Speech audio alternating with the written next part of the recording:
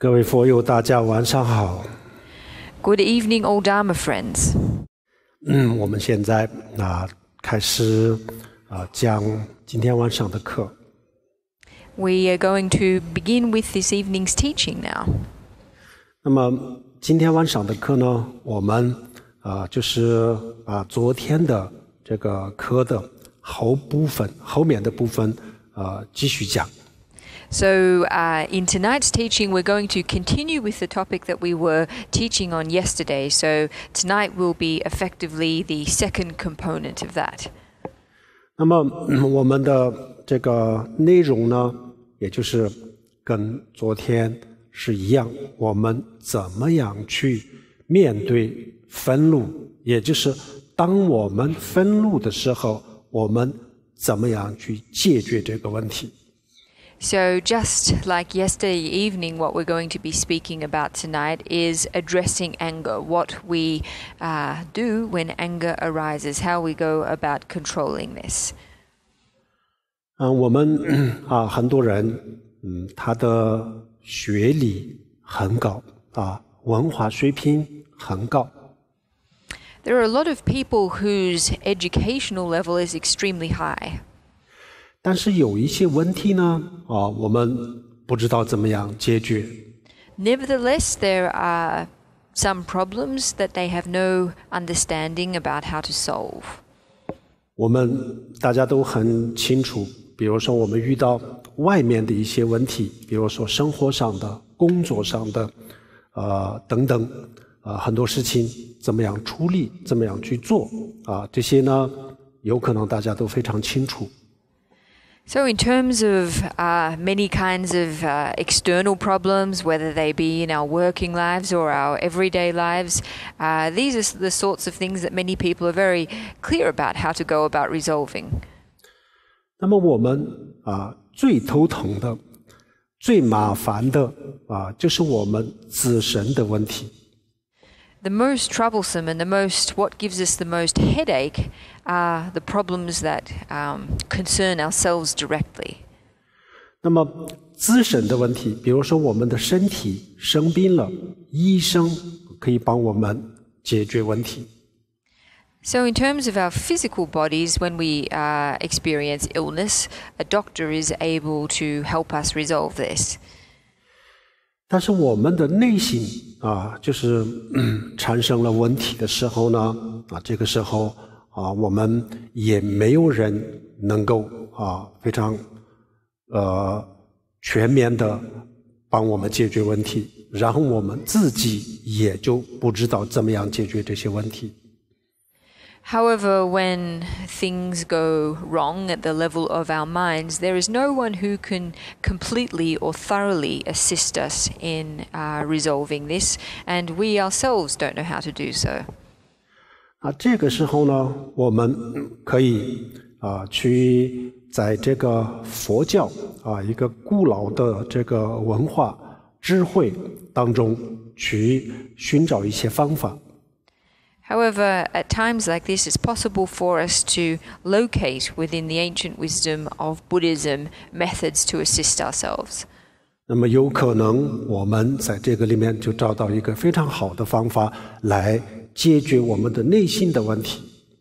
In fact, it's possible that we can find within the Buddhist teachings extremely good methods for dealing with these issues.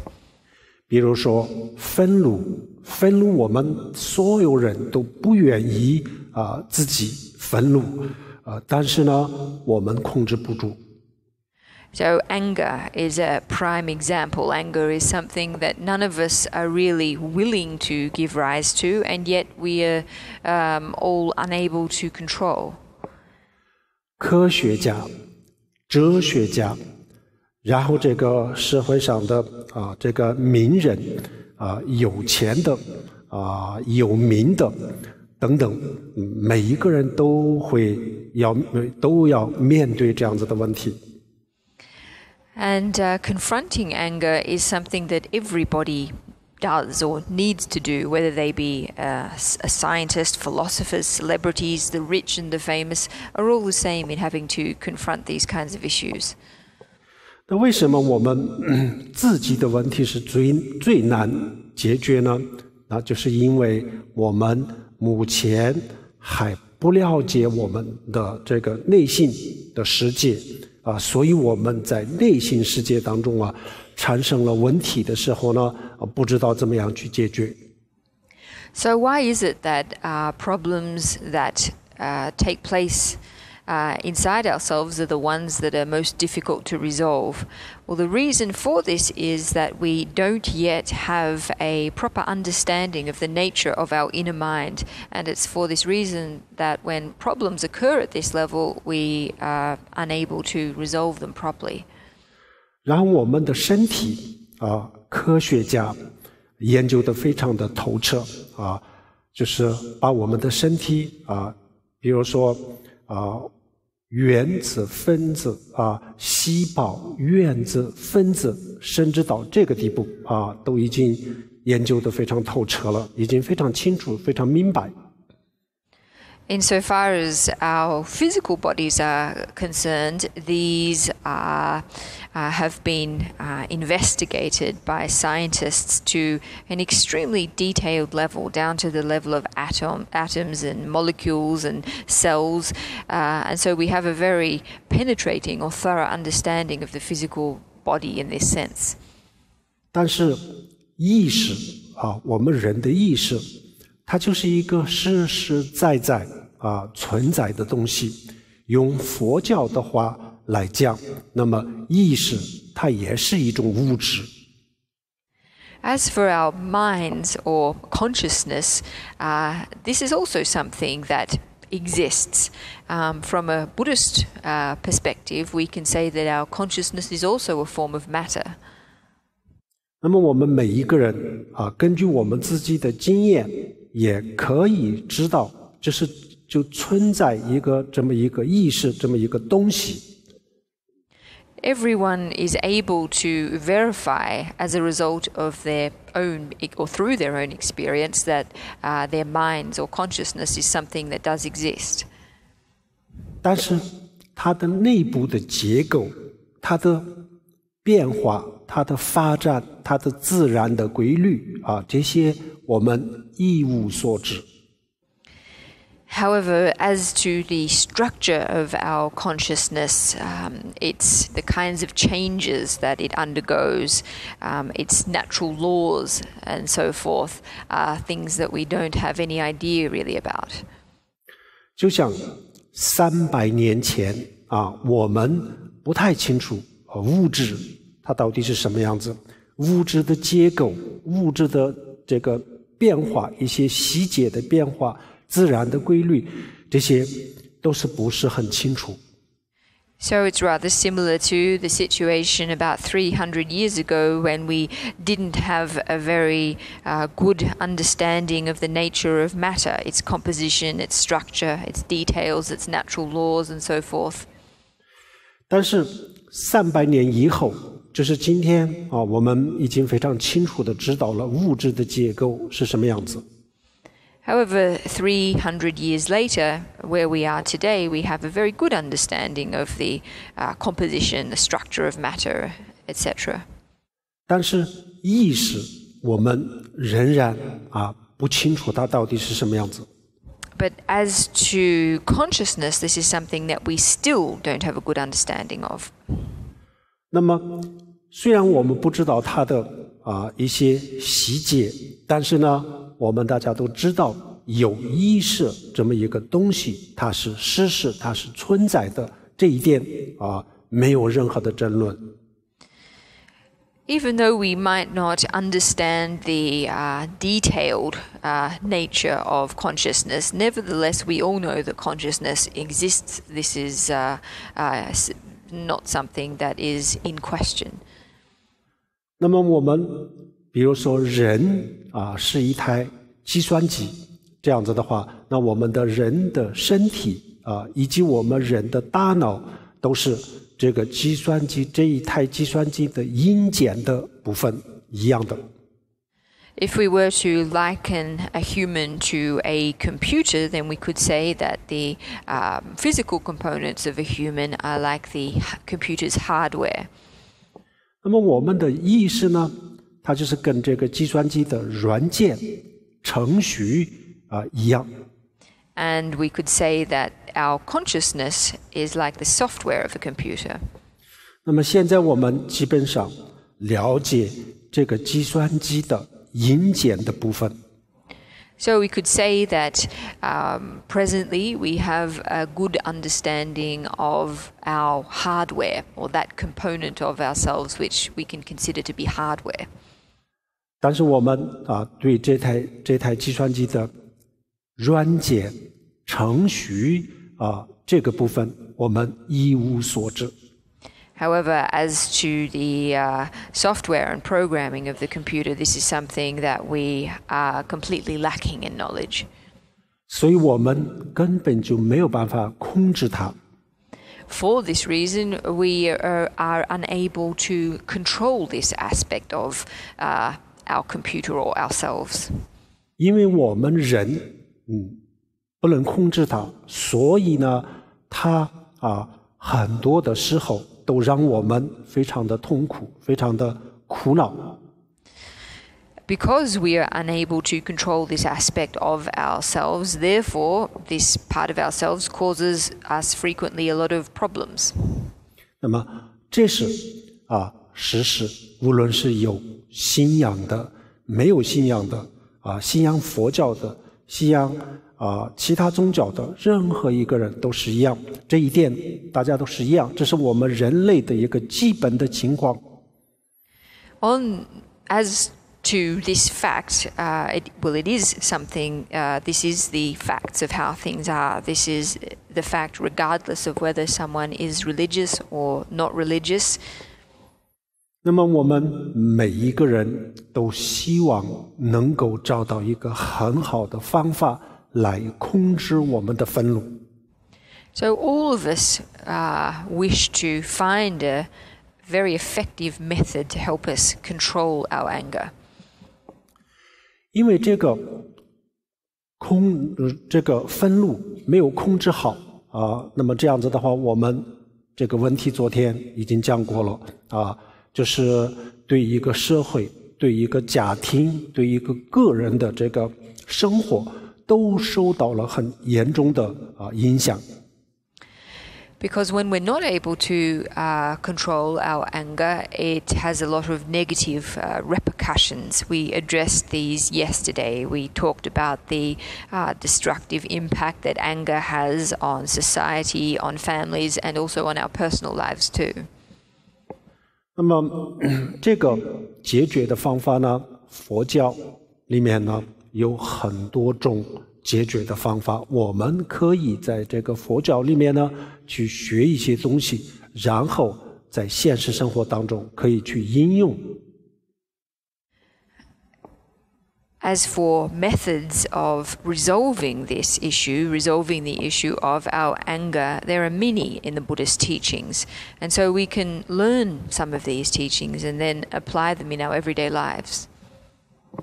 那么佛教里面的这些方法，我们可以分两大类虽然是有很多很多的方法，但是总的来说就可以分两大类两种。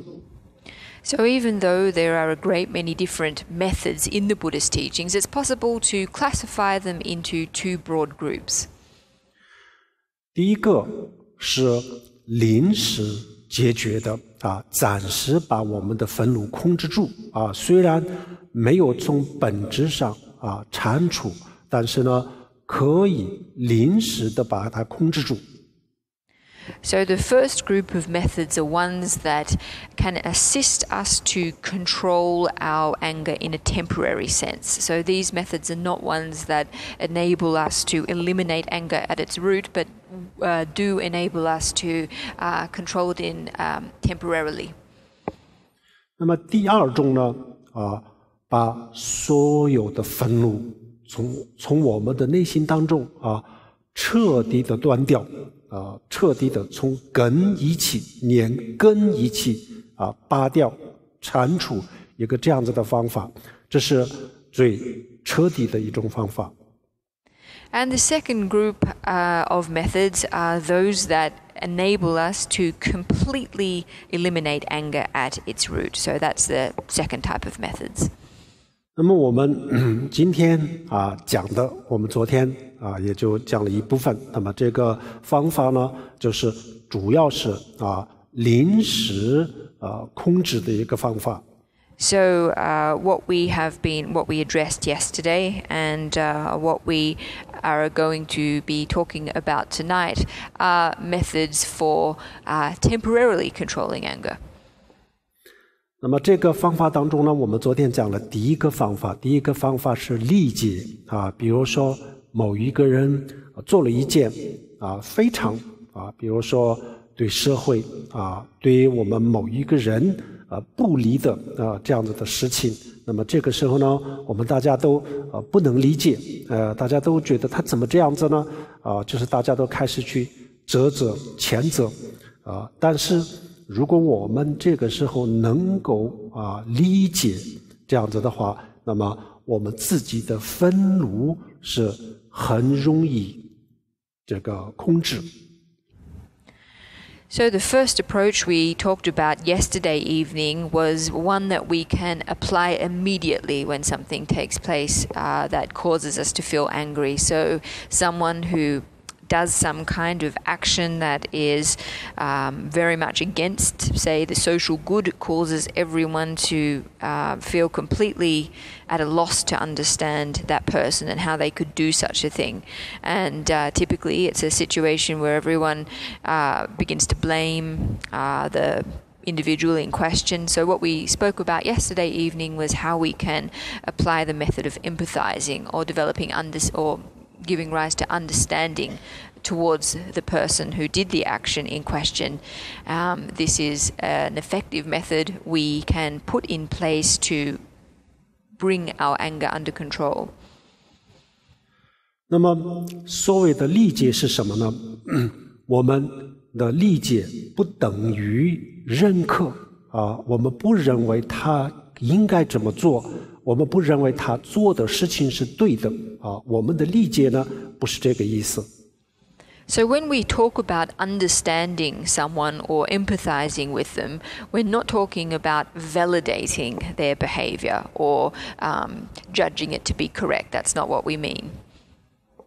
我们认为他做的是不对的，不应该的不能怎么做大家的想法是这样子。So everyone thinks that the person's behavior was incorrect, that they should not have done what they did. 那我们的理解是什么意思呢？因为他犯一个这样子的错误从理论上讲是不应该的，不对的但是呢，他为什么要犯这样子的错误呢？那么这个当中，如果我们这个仔细深入的去了解的时候呢，也有很多的原因。So even though we don't endorse or validate what they did, nevertheless, understanding or empathizing with them entails us looking more deeply into the reasons for their action and recognizing that in many cases there are many objective factors that caused them to act as they did. 那么这么多的原因这么多的客观的因素或者是他的主观的因素，就是让他在当下让他失控了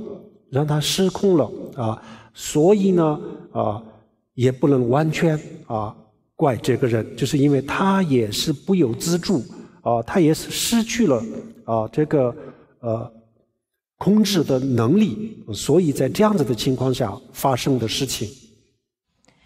So when we look more deeply into how why a person acted as they did, we perceive that there were perhaps many objective or even subjective reasons why they acted as they did. And then we come to realize that because of these reasons, the person in question was not in full control of themselves, that they had in fact lost some degree of control. And that is why what happened.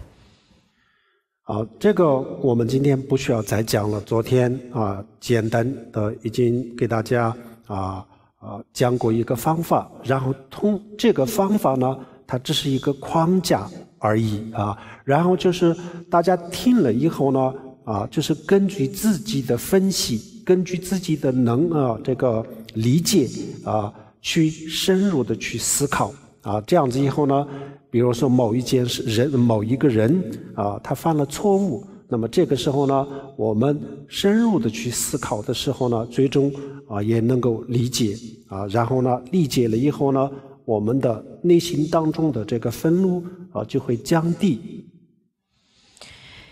So this particular method, because we talked about it in detail last night, I'm not going to go over it again, but essentially it was a framework that we can put into place, and whenever such an incident occurs, then everyone can apply their own powers of analysis to the situation to appreciate the reasons why the person in question acted as they did, and will find that as a result their anger dissipates. 但是我们不是孤立他，我们的理解我们的这个理解呢，并不是孤立他这么去做并不是认可并不是肯定他的做法。But when we speak about understanding or empathizing with the other person in this context, it should be underlined that we're not talking about encouraging them to act in this way or even approving or endorsing them to act in this way. 只是消除我们自己对他的愤怒。All we are doing is removing or dissipating our anger towards them. 好，然后我们今天呢开始讲第二个方法。So we're going to begin now to talk about the second method we can use. 第二个方法呢，就是同情慈悲心。So the second method or approach we can use is to apply compassion. 比如说我们发现有一个人就是做了一件非常不应该的这样子的事情，那么这个时候呢，我们社会大众对他的第一个反应是什么呢？每一个人都就愤怒每一个人都去谴责责怪他为什么这么做呢？怎么可以这样子呢？我们的第一个反应都是这样子。When someone does something that they really shouldn't have done, then everybody's immediate reaction is one of anger, of blaming them, saying, how could they have done that action? 但是我们的这种愤怒，我们必须要明白必须要知道，我们的这个愤怒，它会制造出更多的愤怒。But it's really important that we realize that our anger will only produce even more anger. 比如说一栋楼它失火的时候那么火是不能把火自己灭掉我们用其他的东西来把这个火灭掉。So let's just say that a building goes up in flames, it's burning. It's not possible for a fire to put out itself, so we need another substance in order to put out the fire. 用水可以把火灭掉。It's possible for us to use water to extinguish a fire. 不能用火来把这个火灭掉。It's not possible for us to use fire to extinguish fire. 如果一栋楼失火的时候，如果我们用火那么这栋楼燃得更加的厉害。If a building goes up in flames and we attempt to put the flames out with more fire, then obviously it will only grow bigger. 一栋楼燃烧的时候，如果我们在这个上面再加上更多的火，那么这样子的话，不仅是这栋楼，而且连周边的所有的建筑物都会烧掉。And it's not just that the fire in the original building would grow larger; the fire would spread to surrounding buildings.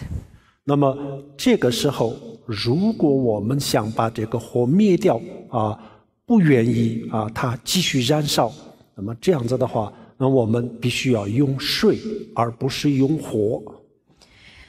So at this juncture, if we wish to put out the fire to prevent it from burning further, then it's necessary that we apply water to it rather than more fire.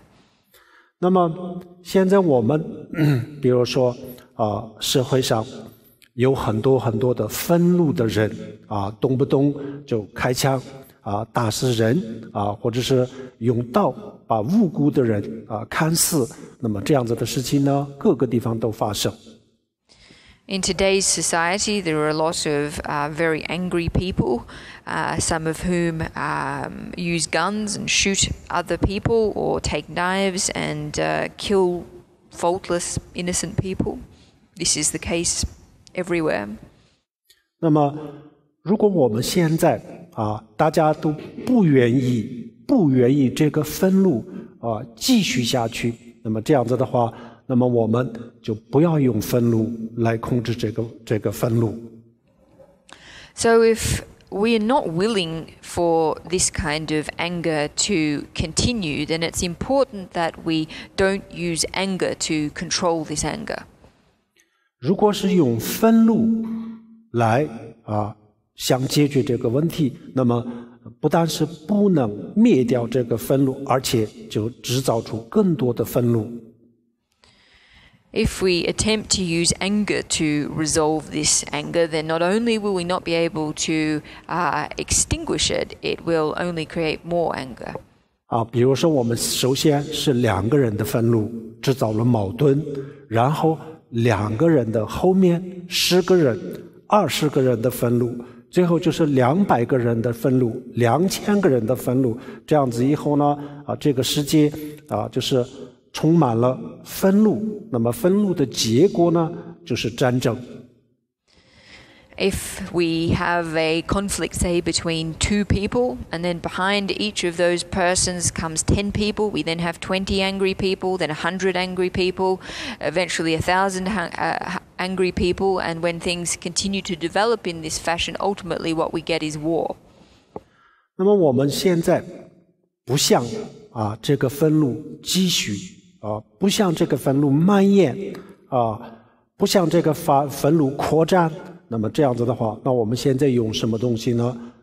就是要用一个跟愤怒对立的矛盾的东西来把这个愤怒解决。So if we don't want anger to expand, if we want it to prevent it from doing so, then it's necessary that we counteract it with something that is an opponent force. 就像我们刚才讲的，失火的时候这个燃烧的火，我们想灭掉它，那么我们要找到一个跟火对立的东西、矛盾的东西来灭掉它，就像水可以灭掉它。So it's just as I said before, if we've got a fire burning and we want to put it out, then it's necessary that we find something that counteracts fire, that is an opponent to fire, like water. 那么跟愤怒矛盾的是什么？直接冲突的、直接对立的、直接矛盾的是什么呢？就是慈悲心，就是爱或者慈悲心。So what is it then that is the direct opponent, a direct counteracting force to anger? It is none other than compassion or love. 这个我们很难做到但是如果我们就稍微做一点点的心理的训练，这样子的话也可以做得到。So even though this is difficult to do, it's difficult to apply, it is something that with an appropriate amount of training our minds, we in fact are able to do. 比如说我们是一个比如说是一个保护动物的人，保护动物的人比如说看到有人宰杀动物、虐待动物这样子的时候呢，那么我们把动物就当作是我的这一边，然后呢虐待动物者或者是宰杀动物者我们把它分为就是另外一个方面。那么我们把我方和他方的这个界限画得很清楚，然后这样子以后呢，我们就站在这个动物的立场，然后对这个虐待者、宰杀者就仇恨愤怒这样子但是从佛教的角度来讲这样是不对的。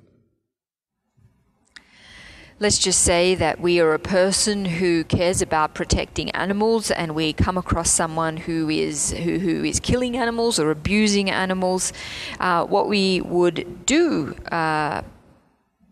tend to do in this situation is to adopt the perspective of the animal and to regard the person abusing the animal as the other. And we would draw this line or this boundary between the two of us, the two parties, in a very clear way. So we would stand on the side of the animal and give rise to anger and hatred towards the person who is abusing it. However, this way of going about things from a Buddhist perspective is incorrect. 同样的，比如说就有人就开枪打死了很多无辜的人或者是有人用刀砍死了很多无辜的人。那么这样子的时候呢，我们就是大部分的人对这个被砍死的、被打死的人我们就有同情慈悲心。然后呢，我们把这个在这个开枪的人实施暴力的人呢，就是把它分为把这个界限画得很清楚他这个人呢，我们把他当作是另外一个方向这样子以后呢，我们大家对他不满产生了很多很多的仇恨和愤怒。It's the same as when someone shoots some people, kills innocent people with a gun or with a knife. Most people, the majority of people, give rise to empathy and compassion towards the victim. However, draw a very clear line between the victim and the aggressor, and look upon them as the other, and give rise to a great deal of resentment and hatred and anger towards them. 但是大乘佛教就告诉我们，我们应该对这两种人都要有同样的同情慈悲心。我们就是一样的对他们要有这个慈悲心。那为什么呢？因为这些被杀的人，或者是被宰杀的、被虐待的动物，他们现在面对的是什么呢？就是痛苦的结果痛苦的结果，也就是痛苦。但是虐待者虐待宰杀动物的人或者是开枪的人，那么他现在他在做什么呢？他在制造更多的痛苦的因。那么这两种人，被虐待的和虐待者，一个是面临痛苦的结果另外一个呢在制造痛苦的因素。两个人都没有离开痛苦，都不能脱离痛苦，所以一样的可以同情，一样的可以慈悲。But the Mahayana teachings tell us that we should have equal compassion to both parties in these kinds of situations. So equal compassion to both the victim and the aggressor. So whether that be the victim of a human victim of abuse or an animal victim of abuse, what they are currently enduring is immediate suffering, or what we call the result of suffering. The aggressor or the abuser, on the other hand, what they are currently doing is producing the causes for even more suffering. So actually both the victim and the aggressor are facing suffering. One is enduring it in a direct sense, and the other is planting the seeds for future suffering. In both cases, there is both of them have not escaped suffering, and so for this reason we say that they are both deserving of our compassion. 那么这个时候，被打死的人，被宰杀的动物我们觉得他们是无辜的，然后呢特别的同情觉得他们特别可怜不应该这样子，然后呢发自内心的希望他们远离痛苦这样子。同时呢开枪的人虐待者开枪者，他也是非常的可怜的，因为他是愚昧他是有时烦恼，或者是烦恼没有控制住，失控因为烦恼他不能控制自己所以呢他也是非常的可怜他也是因为他也是控制不住自己，所以也是非常的可怜。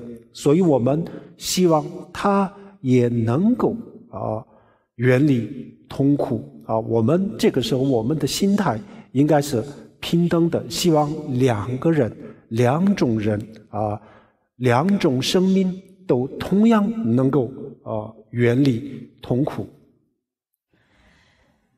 In this kind of situation, the animal who has sustained abuse, or the victim of a shooting, generally we give rise to empathy for them. We feel that they were undeserving. We feel that they're very pitiable. And so in this situation, we give rise to a deep wish that a person or a being in this situation be free from suffering. However, at the same time, we should also appreciate that the aggressor or the abuser or the killer is also very pitiable. The reason being that they are acting under delusion. They're afflicted, and as a result, they have lost control of themselves, which has led them to do what they have done. So through appreciating the pitiable nature of the aggressor or the abuser at the same time as the victim, we can give rise to an equal wish towards both parties that they be free from suffering. 比如说虐待动物的人，或者是实施暴力的人，看起来这个他们的行为就是非常的不可思议大家都不能理解。但是至少我们可以肯定他就是因为各种各样的烦恼控制不住，他当时是失控的状态这一点基本上是可以这么肯定。As for people who abuse animals or who kill people, certainly at one level their behavior is incomprehensible. But one thing we can say for sure is that they, in doing these things, are acting under great affliction, acting under the effect of very strong negative emotions. This is something that we can certainly say for sure. 那么我们所有人都有烦恼，我们所有人都有可能因为这个烦恼让我们失控，都有可能的。Every one of us experiences afflictions. We all experience negative emotions, and every one of us has the potential, due to these afflictions, to lose control. 因为这个烦恼我们昨天讲，就这个，尤其是这个愤怒，它就是一种毒，非常严重的毒药一样。如果这个东西进入了我们任何人的内心当中啊，换谁啊都会失控的。As for afflictions, last night we talked about anger in particular, how it is very poison-like in its nature. So afflictions like anger, especially when they enter into our minds, carry the potential to make any person lose control. 我们看起来平时都是非常的真诚啊，但是如果有一天我们的内心当中进入了这种毒药啊，那么也有可能我们也会同样的失控。All of us on the surface look very normal. However, it is possible that one day, if poison-like afflictions enter into our minds, that we too might lose control. 那我们现在是非常的真诚啊，但是呢，我们没有把握有一天啊，这个烦恼不会逼使我们失控啊，这个我们任何人都没有把握。Even though we might be very normal in our present state, none of us has a complete grasp on whether in the future negative afflictions like anger will compel us to lose control of ourselves. 那么失控了以后呢，在这个失控的状态下，什么事情都有可能做得出来。And it's possible that in that state of lost control that we might do anything. 所以我们现在就是不要牵着这些人，就是要牵着他的内心当中的毒药。So we shouldn't blame or censure the people who do these things, but rather the poison that is inside their minds. 不要恨这种人，就要恨他的内心当中的这种毒药。We shouldn't hate these kinds of people, but rather the negative emotions inside of them.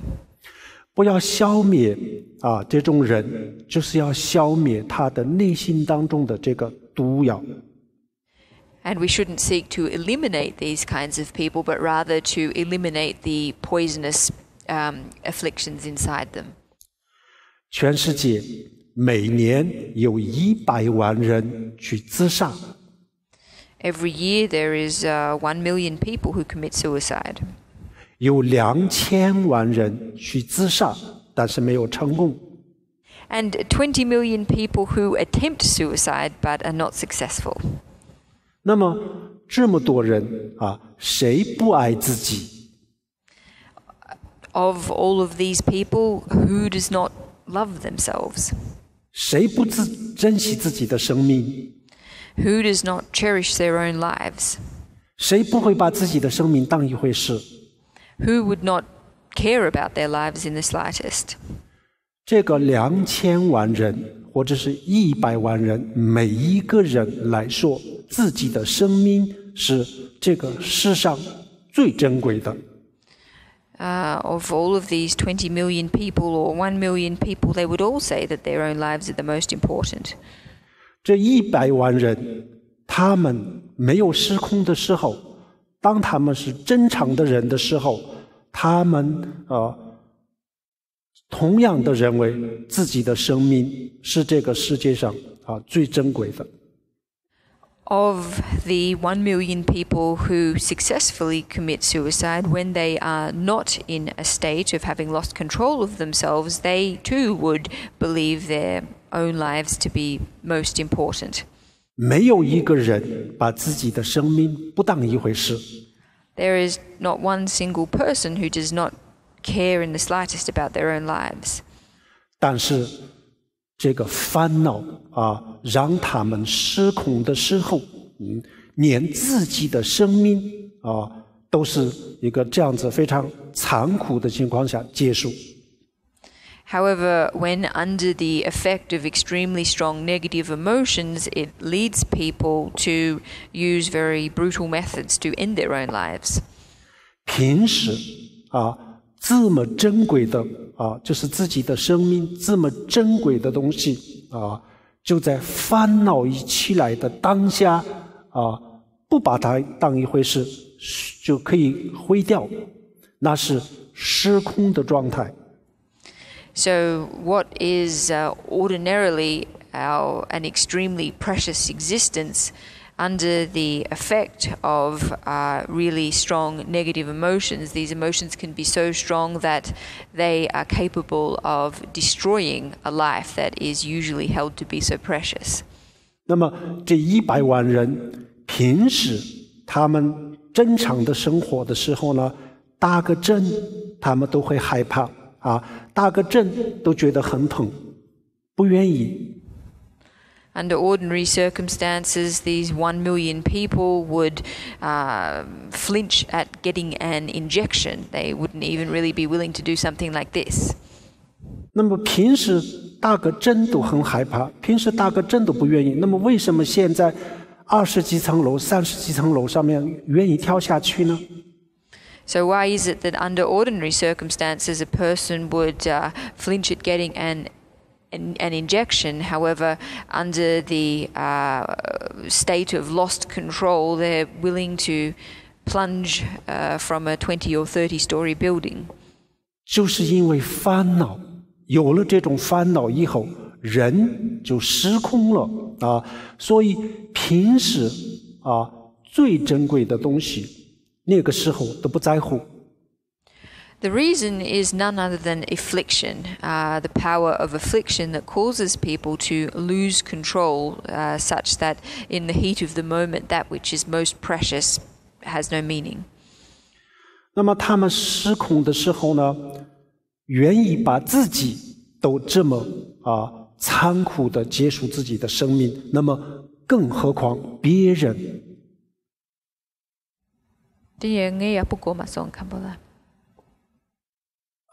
就是可能错个是吧？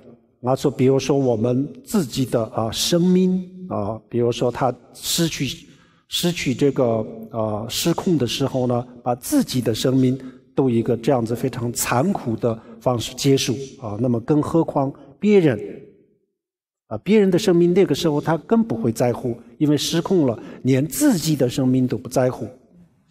So if in a moment like this a person is willing to pay no regard to their own precious life, there's no need to mention the disregard that they would pay to the lives of others.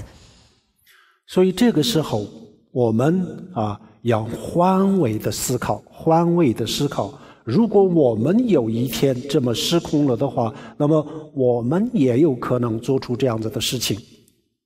So we really need to adopt the other perspective, to change perspectives, to stand in another's shoes, because it is possible that at a moment like this, we might lose control and also do something similar. 所以我们现在所有的愤怒，所有的不满，就不要针对这些人，而应该针对他的烦恼、他的愤怒、他的毒药。So the anger that we feel in situations like this, we shouldn't direct towards the person, but rather to the affliction, the negative emotions, the poison that exists in their minds. 好，那么我们怎么样能够消除他们的内心的这个愤怒？那么唯一的就是慈悲心，唯一的我们的慈悲心才可以感化他的愤怒。So the only thing that is able to affect the anger in their minds is our compassion. 我们全世界的人了解慈悲心或者是爱的它的价值，然后呢，我们全世界的人去学习实用实践慈悲心和爱，那这样子的话，我们才能够消灭这些非常不能理解非常不可思议的这些行为的来源源头。It's only if everyone in the world develops an appreciation of the value of compassion, really learns about it and practically implements it, that we will be able to eliminate the causes or the origins of these different kinds of incomprehensible behaviors. 当我们看到或者是听到这样子的情况的时候呢，我们应该对被杀的人或者是被宰杀的动物和实施暴力的人或者是虐待动物的人我们对他们两种人都要有平等的慈悲心，也就是说我们发自内心的希望这两种人都远离痛苦。So whenever we see or hear about incidents where people have sustained great harm or abuse, whether it be humans or animals, we should give rise to a strong compassion to both victims and the aggressors. We should give rise from the bottoms of our hearts to a strong wish that both parties be free from suffering. 被宰杀的或者是被打死的人他们呢就是今天痛苦，今天面临痛苦，然后实施暴力的人、虐待动物的人，他们明天会面临痛苦，这只是一个时间的早晚而已。实际上两种人都是很可怜的，都是应该我们同情应该我们发慈悲心的对象，这两个都是一样他们当中有一部分呢今天面临了痛苦，那么另外的一种明天或者是下一个月或者是明年会面临痛苦，但是面临痛苦这一点大家都是一样的。So a person who is killed or a person who is harmed very seriously, the suffering that they encounter is something that they are undergoing today, right now. Whereas the aggressor or the abuser will encounter suffering tomorrow. In actual fact, the only difference between their suffering is one of time. It's a matter of sooner rather than later. So for this reason, it's important that we give rise to empathy and compassion to both. That is to say that they are both deserving objects of our compassion. Even though the party who is to experience suffering in the future, it might be tomorrow, it might be next year or next month, but ultimately they are the same in terms of the fact that they are or will encounter suffering. 就是当这样子的事情发生的时候，我们大家都认为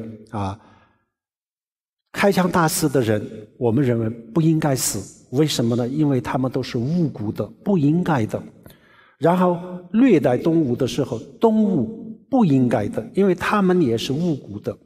然后实施暴力的人不应该，他不应该这么做，他不可以这么做然后虐待动物的人，我们也觉得不应该这些都是不应该。但是呢，我们的烦恼起来的时候呢，就会产生很多很多的不应该的事情，这是没有办法的。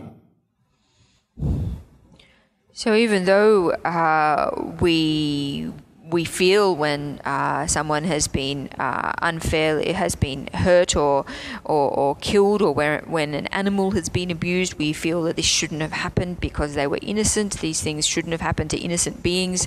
At the same time, we believe that those who inflict this kind of harm on others shouldn't do that sort of thing. Well, this may be the case. However, it is certain that when anger arises in our minds, that all kinds of things that ideally wouldn't happen do. 那么这么多的不应该的事情，它的来源是什么？不是这个人，而是他的烦恼。So in a situation where all of so many things take place that ideally wouldn't, the reason that they do is not located at the level of the person, but rather at the level of their affliction. 如果这个人有一天他恢复了正常，那么他的愤怒消逝，然后有了这个慈悲心，以慈悲心和爱代替了他的烦恼，这样子的话，那么这个人有可能就成为一个对这个社会非常有贡献的人啊。但是人还是就是过去的人。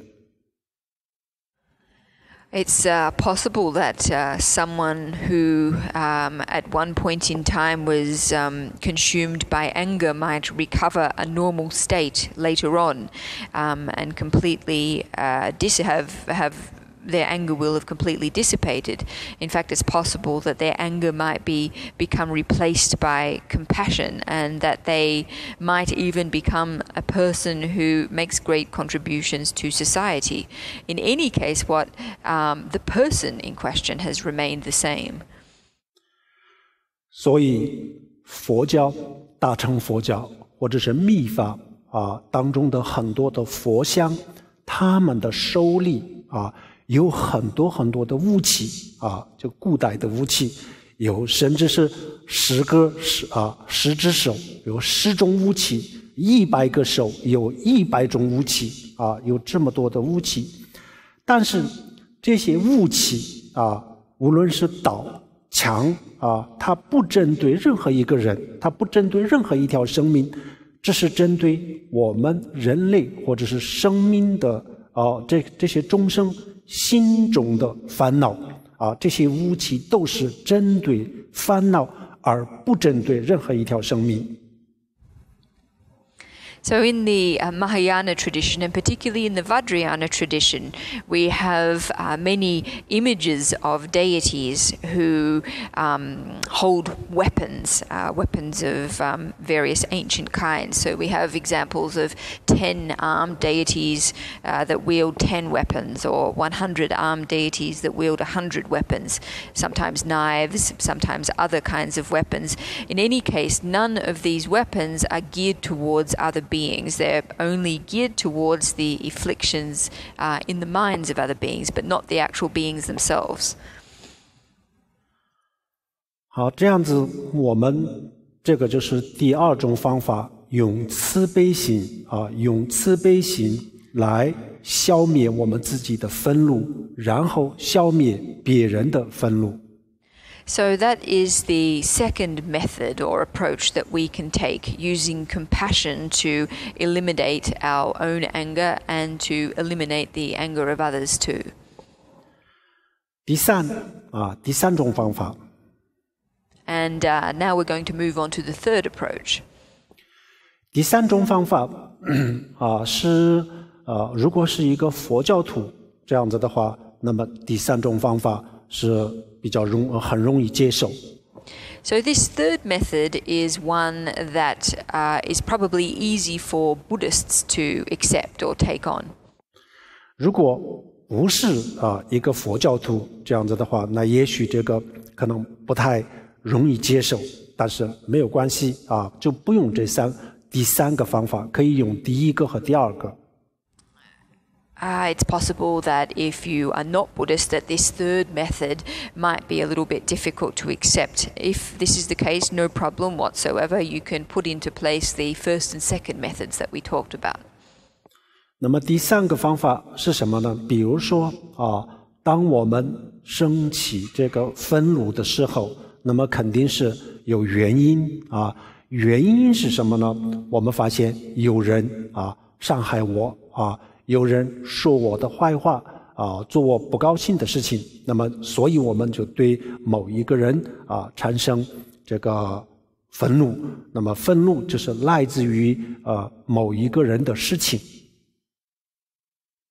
So, according to this method, someone does something that gives rise to anger in us. There's various reasons for this. they've perhaps said something that makes us feel angry, or they've done something to make us feel angry, and this leads us to give rise to rage. 那么他为什么做出我不开心的事情他为什么以这样子的方法对待我他为什么以这么一个不公平的待遇来对待我这个是什么原因那么他这里面呢也有很多很多的原因不就是一个简单的就是因为他对我不好，他人品不好，他人格不好，可能不是这么简单的问题。So in this sort of situation, then we can ask why it was that the person did what they did, why they treated us as poorly as they did or as unfairly as they did. If we look at it, we will see that there are probably many reasons, and it's not just a simple case of them being a bad person, that probably the circumstances in question are considerably more complex.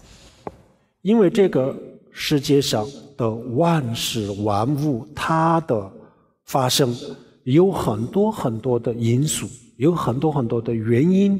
那么这些原因当中，有一部分是我们可以看得见的，有一部分的原因是我们看不见，但是呢，它就是这个事情发生的原因。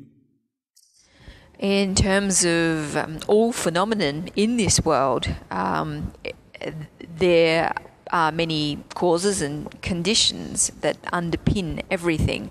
Some of these we can perceive, we can see, we can know, and then there are others that we can't. Nevertheless, they are operative causally. 那么这个原因当中，有可能有一部分是我自己的原因，那就是过去我伤害过他过去我以这样子的方法对待过他，所以呢，他今天以这样子的方式来对待我这就是佛教讲的因果，有可能是因果这样子的原因。So, given this to be the case, it is possible that the reason a person treated me as they did today was because in the past I treated them in the same way, I harmed them in the same way, and so the fact that they are doing what they did to me today is in fact a karmic recompense for what I did to them in the past.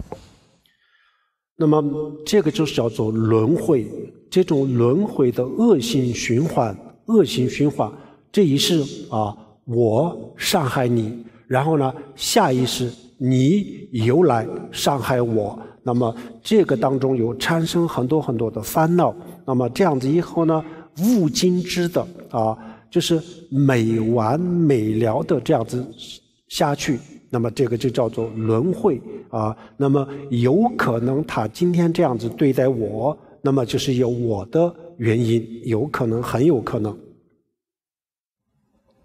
So this kind of negative cycle or negative karmic cycle of harm, where one negative action begets another negative action, is in an endless fashion, is what we refer to as samsara. So if we are to use this perspective to look at a given situation, we can say that perhaps what has occurred to me today is a result of actions that I myself undertook in the past. 那么当我们遇到这样子的不公平的待遇这样子的时候，然后我们就很简单的就把所有的责任就推到别人的头上别人怎么不好，我们从来不考虑我自己有没有不好但是我们以这样子的因果的方式一观察的时候呢，然后我们就不能排除这是我自己的原因那既然我不能排除是我的原因，那这样子的话，我现在也不能这样一边倒这样子的去愤怒。So when we usually encounter some sort of unfair or unsatisfactory treatment, we generally tend to just simply blame the other side. However, if we apply a karmic perspective to these kinds of situations, then we will find ourselves not being able to exclude the possibility that the way we are being treated is due to some fault of our own in the past. So given the fact that we can't exclude the possibility that we had some doing in the way that we are currently being treated, therefore it is not appropriate for us to one-sidedly give rise to anger towards the person who is treating us badly. 从佛教的角度观点从佛教的观点的角度看，那么这个是非常有可能的。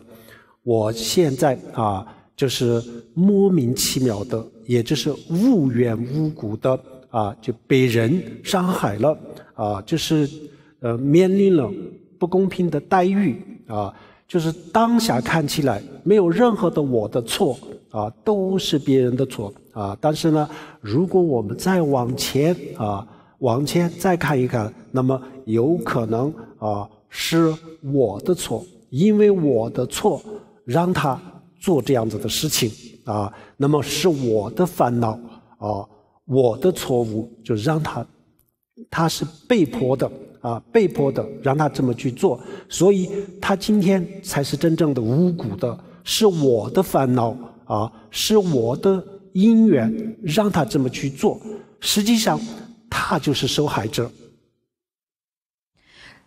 From a Buddhist perspective, we can say that it's entirely possible that this might be the case. When we find ourselves in situations where, without rhyme or reason, we encounter harm, we're injured, we're treated unfairly when it seems that we have done nothing wrong whatsoever.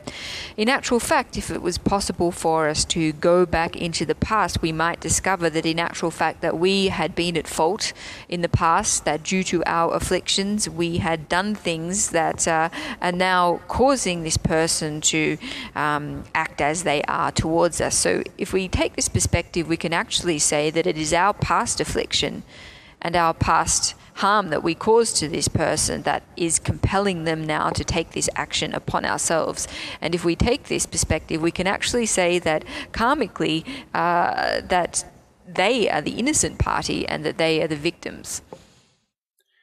因为我的过去的错让他今天让他做出这样子的事情，那么他做了这样子的事情以后呢，他又造了罪业，那么这个罪业下一次又让他面临痛苦，所以呢，他就是被迫的，他就是真正的受害者。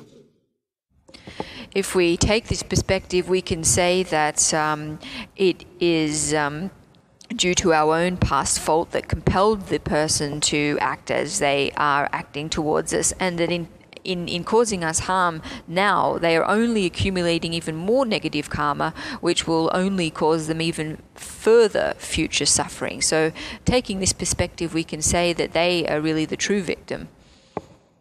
因为这个生命轮回这个当中，或者是在这个世界上宇宙界，我们知道的特别的少，我们的知识我们对这个世界的认知是非常的有局限性所以我们不知道的东西呢太多所以我们就简单的认为是他的错怎么样其实这些都是有可能是完全是错的。Generally speaking, our understanding of reincarnation, of samsara, of karma, our knowledge of time is extremely limited. That which we can, the causal frame in which we perceive things is very limited in scope. There is much that we don't know, there is much that we don't see, and so even though when something takes place we look upon it and say in a very simple terms that this person is at fault. It is quite possible that if we were able to understand things in a greater framework, that this is not the case at all. 好，那么我们暂时控制这个愤怒的方法，我们就将这三个方法昨天的一个和今天的2个，这3个方法，如果我们平时去用的话，那么很容易轻易的轻轻松松的把自己的愤怒就控制下来。So these 3 methods that we have looked at yesterday evening and tonight as well are ones that if we put into practice, very easily we will find ourselves being able to control our anger. 所以我们任何时候面对任何事情都可以很淡定不会失控。And we'll be able to find ourselves, regardless of what kind of situation we encounter, being able to face it in a very even way without losing our self-control. 最后一个方法呢，就是彻底的把我们的愤怒断掉的一个这样子的方法。The final approach or method that we can take is one of eliminating our anger from the root completely. 但是这种方法我们目前我们绝大多数的人是没有办法用只能作为一个未来的目标。However, as for this approach, it's one that the majority of people are not able to use right now. It's only one that they are able to make, to establish as a future goal. 那么这个是什么呢？这就是觉悟。觉悟是什么？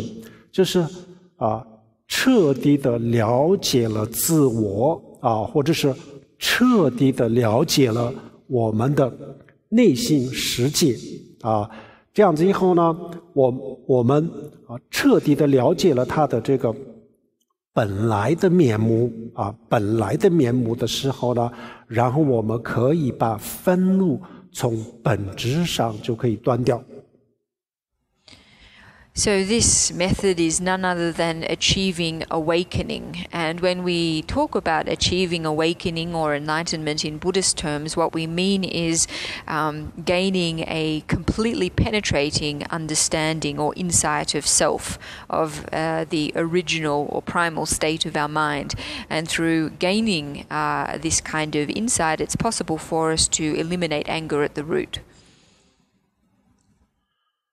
比如说我们的这个，比如说我们平时看到的光我们平时看到的光它不能深入到我们的肌肉的里面只能看到这个皮肤的表面，所以我们的眼睛就只能看到我们的皮肤的表面，或者是我们的衣服的表面。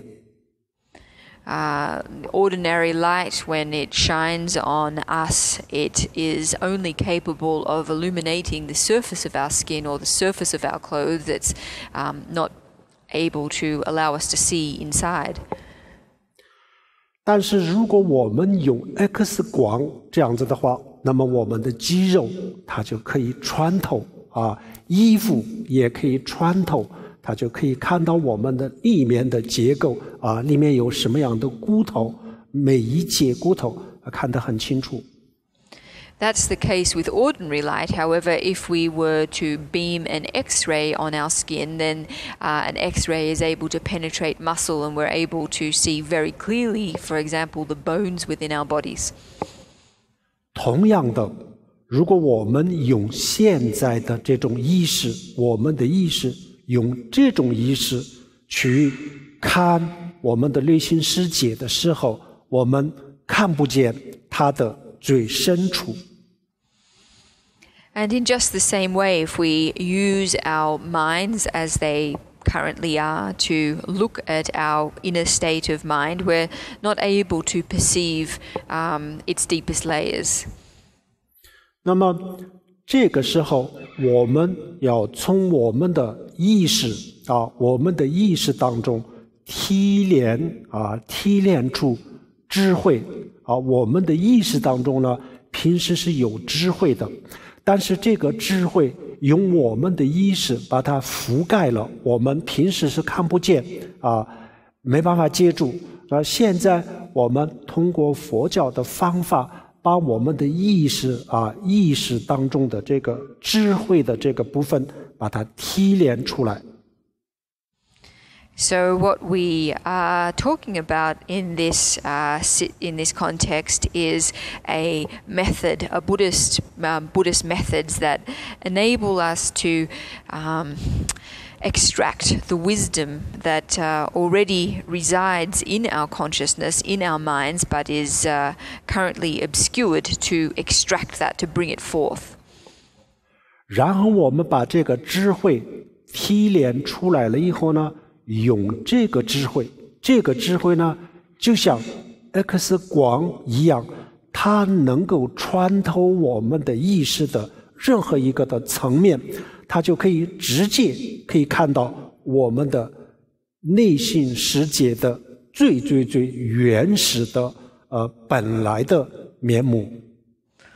And it's possible that when we do extract this wisdom, or when we do extract it, that it functions just like an X-ray. By using this wisdom, applying it, it is able to penetrate all layers of our mind or our consciousness to the very deepest level, which is our original state of mind.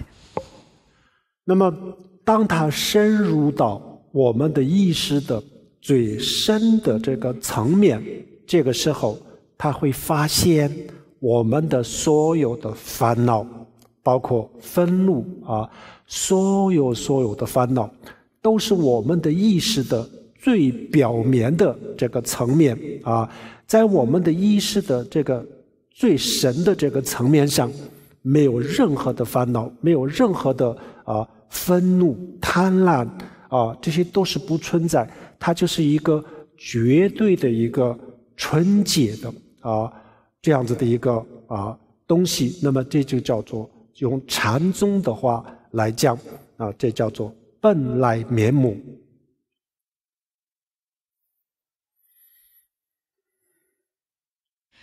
And when that deepest layer of mind is able to be penetrated to, then it can be discovered that will be discovered that this is a state completely free from affliction, completely free from anger, free from any kind of desire, a state of absolute purity, the original face of one's mind in the language of the Chan tradition.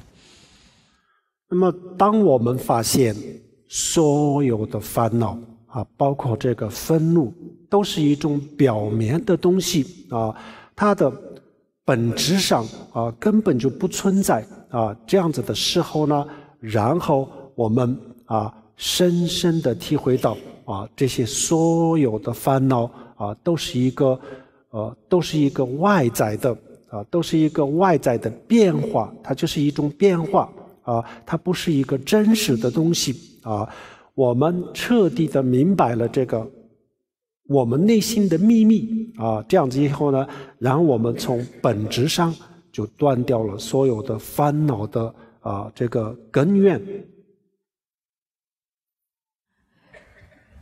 When we do discover that this state of absolute purity, we perceive that afflictions and anger only reside on the surface. They are by no means the essence of our minds. They are something that's external, there's something that are unsubstantial, subject to change. They're not real, they're not substantial. And when we understand this secret of our mind, then we are able to eliminate anger at its very root. 我们的内心世界就像这个天空一样天空我们从地面上往上看就是弥漫乌云这样子的时候，我们看不见蓝天，也看不见太阳、月亮、星星我们都看不见，但是天空它的本质不是我们现在看到的，就是不是天空虚空的本质那么这个时候，如果我们坐飞机穿越了这个云层到了上面然后我们就是可以看到这个蓝天蓝天，那我们的内心也是这样子。As for the nature of our inner mind, it's rather like the sky. If we look up at the sky from the vantage point of the ground, then it is obscured by clouds, many, many clouds. It's not possible for us to apprehend the sun or the stars or the moon. However, these clouds that obscure the sky are not the essence of the sky. The essence of the sky is blue. If we were to take an aeroplane and to fly up and penetrate the cloud layer, then we would be able to directly perceive the essence of the sky. 我们的内心同样也像大海一样然后大海的海面上有12级风海风的时候呢，然后整个的海面都是波涛汹涌这样子但是呢，海底它是如如不动。We can also liken our minds to the ocean. When there's an extremely strong typhoon, then the surface of the ocean is extremely choppy. It's really afflicted by very strong wave action. Nevertheless, at the base of the ocean, there is no effect whatsoever. It remains as still as it always has been. 那么我们的心也是一样，比如说大海波涛汹涌，然后呢，天空乌云弥漫这样子，我们的内心当中也就特别的乱，特别的浮躁，就是特别的这个愤怒。这样子的时候，如果我们拥有这个智慧一看那么立即它可以穿透这些所有的烦恼的层面，然后他就发现我们的心的本质，然后本质它永远都是没有烦恼立即就恍然大悟，所有的烦恼都是就是用佛教的话来讲，入幻入梦，就像做梦一样。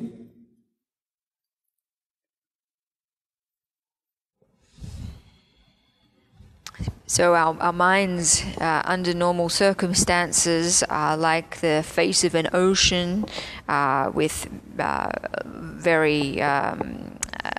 a lot of wave action, or the clouds that obscure a sky. They're restless, they're perturbed, often giving rise to a great deal of anger. However, if we were able to give rise to the kind of wisdom that we've just spoken about, then immediately it's possible to cut through this state and to perceive very directly the essence of our mind, which is one in which these states don't exist at all. This is what we describe as realizing these afflictions to be illusory, like a dream. 就像外面的世界物质的这个结构它也是一个非常奇妙的一个世界，但是我们从来没有看到过。我们以为我们看到了物质，但是呢，我们从来没有看到过真实的物质。So it's rather like the external world, or matter in the external world, which has a very complex internal structure. Many of us believe that we know what structure, what matter is, what form it takes, but in actual fact, its real composition is something that none of us have directly perceived. 那么真实的这个物质的结构根本就不是我们所想象的这样子，它完全是一个我们想不到的一个世界。The true structure of matter is nothing at all like we perceive it to be. It's a completely different world from how we usually perceive this matter to be. 然后科学家发现了这个问题以后呢，他们可以做出很多高科技的产品。Scientists, through discovering this world, the structure of matter, find themselves in a situation of being able to create all kinds of new substances. 因此而可以造福人类。人类？造福人类。科学家高科技的产品可以为人类做出贡献。Let's say. And so, therefore, the various high-tech products that scientists are able to create on the basis of this knowledge is able to make great contributions to humanity. 那么我们发现了这个新的本性新的本性和我们的意识的它的这个结构也就根本不是我们想象的这样子。换句话说，我们从来都没有看到过，没有感觉到我们的真正的意识的结构和真正的它的本质。But we can say that the essence of our mind is not at all like we expect it to be or imagine it to be. We can say that the true structure of our mind is not something that we've ever apprehended. 然后我们如果发现了我们的新的本性这样子的话，那么它也可以给我们提供了很多的方法。比如说用这个方法，我们把我们的日常生活当中的所有的烦恼从本质上可以消灭也同样可以造福人类。And but if we are able to discover the essence of our minds, then this similarly can bring us many benefits, not just the benefit of in our everyday life eradicating anger and affliction at its root, but also the benefit of being able to make great contributions to human life. 那我们今天在座的每一个人都有机会看到我们自己的内心的本质。And everybody sitting here this evening has the opportunity in this lifetime to perceive the fundamental essence of mind. 如果我们有一天真的发现了我们的新的本性，那么从此以后我们的所有的烦恼从源头上从本质上就解决了。And the very day or the very moment that we are able to do so will be that when at which we're able to eradicate or eliminate our anger or affliction at the root. 但是这个我们需要做一点训练需要下一点功夫才可以。However, this is something in respect of which we need to do training. We need to apply a considerable amount of effort. 好，我们今天的这个讲座就是讲到这里。So that brings to a conclusion our teaching for this evening, and now there is. 最后大家做一个回向。Sonam de tam je zambanya done ni be dana banjir.